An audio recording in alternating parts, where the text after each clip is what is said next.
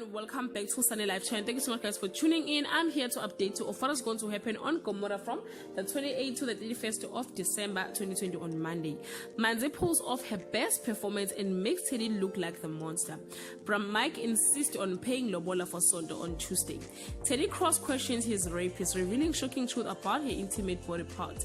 If Sondo marries, it will be her own terms, except there is always a blind spot on Wednesday. Sondo tells Bram Mike that they are better off separated. Teddy and his family are touched by the walk of honor planned by learners of Gomora Secondary. Manzi is finally found guilty by the disciplinary committee on Thursday. Sondo is struggling to deal with her broken heart. Teddy is determined to get his life back to normal until he runs into Manzi. Dokozo isn't happy with how everyone is still fusing over Teddy and forgetting him. Guys, this is all I have for today. You can leave your comment below and share your thoughts. If you want the full episode, please let me know on the comment section. Bye.